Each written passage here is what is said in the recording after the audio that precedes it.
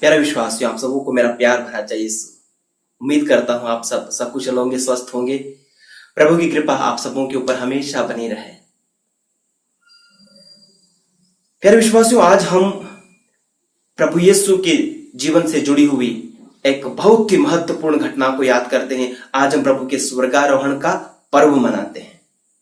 स्वर्गारोहण का पर्व अपने आप में एक खास पर्व है, जिस दिन हमारे मुक्तिदाता प्रभु यीशु ख्रिस्त अपना मुक्ति कार्य संपन्न कर इस संसार से आरोहित कर लिए जाते हैं। स्वर्गारोहण की बात जब आती है, तब यहूदियों के ब्रह्मांड शास्त्र को समझना हमारे लिए गौरतलब है।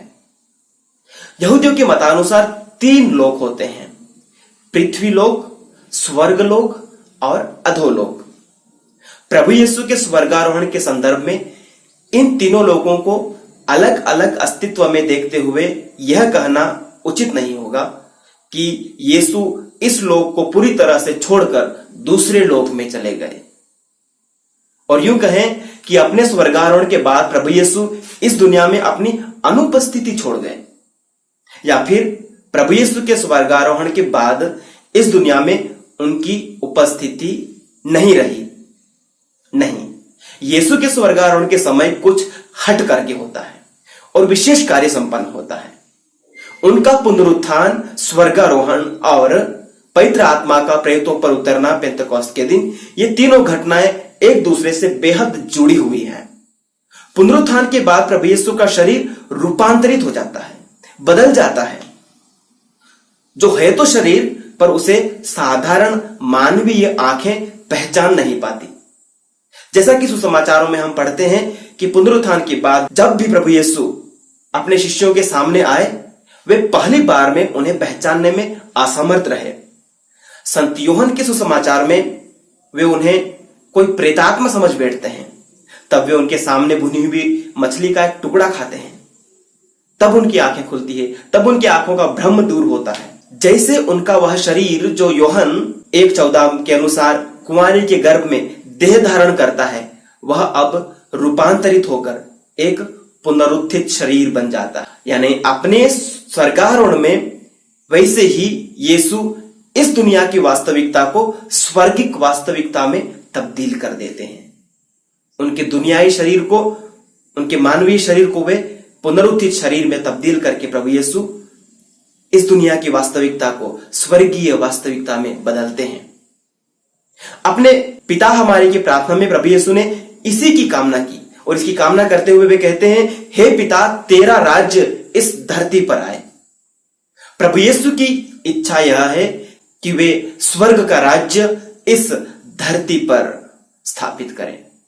यानी जिस प्रकार का माहौल स्वर्ग में है, वैसा ही माहौल धरती पर हो। जैसी पवित्रता स्वर्ग में है, वैसी ही पवित्रता धरती पर हो। जिस प्रकार स्वर्ग के दूत और संत मंडली ईश्वर की महिमा स्वर्ग में करते हैं, वैसे ही ईश्वर की महिमा, ईश्वर की प्रशंसा और उनकी स्तुति यहां पर पृथ्वी पर इंसान करें। जैसे दूत संतगण ईश्वर की मर्जी पूरी करते हैं, वैसे ही मानव यहां इस धरती पर ईश्वर की मर्जी को पूरा करें। जैसा परिपूर्ण प्रेम, आनंद और शांति का माहौल स्वर्ग में है, वैसा ही प्रेम, शांति और आनंद का माहौल इस धरती पर हो। जैसा कि स्तोत्रकार स्तोत्र 57:12 में कहता है, समस्त पृथ्वी पर तेरी महिमा प्रकट हो। इसे समझने के लिए हमें पेंतकोस्त के दिन जो होता है उस पर ध्यान देना जरूरी है। ये दोनों घटनाएं, यानी प्रभु का स्वर्गारोहण और पवित्र आत्मा का उतरना, एक दूसरे से घनिष्ठता से जुड़ी हुई है। इन दोनों घटनाओं में यीशु दुनिया से स्वर्ग जाते हैं और स्वर्ग से पवित्र आत्मा नीचे आता है। तो यीशु मसीह का स्वर्गारोहण इस लोक से किसी अन्य लोक में जाना नहीं, परंतु अपने पवित्र आत्मा में अपनी उपस्थिति को यहां पर बरकरार रखना है। वे हमसे जुदा नहीं हुए, पर वे सदा के लिए हमारे साथ हैं। जैसा कि आज के सुसमाचार में उन्होंने कहा, मत्ती अध्याय 28:20 में, मैं संसार के अंत तक सदा तुम्हारे साथ हूं। तो दोनों स्वर्गारोहण और पेंतकोस्त में यीशु मसीह के शरीर का रूपांतरण होता है संत पौलुस आज के दूसरे पाठ में कहते हैं कि कलीसिया मसीह का शरीर और उनकी परिपूर्णता है। मसीह सब कुछ सब तरह से पूर्णता तक पहुंचा देते हैं। तो आज स्वर्गारोहण में और पेंतेकोस्त के दिन में जब हम कहते हैं कि यीशु ने अपने शरीर को रूपांतरित किया, सो यदि कलीसिया मसीह का शरीर है तो पेंतेकोस्त के दिन कलीसिया रूपी मसीह के शरीर को मसीह ने अपना आत्मा भेजकर परिपूर्णता प्रदान की।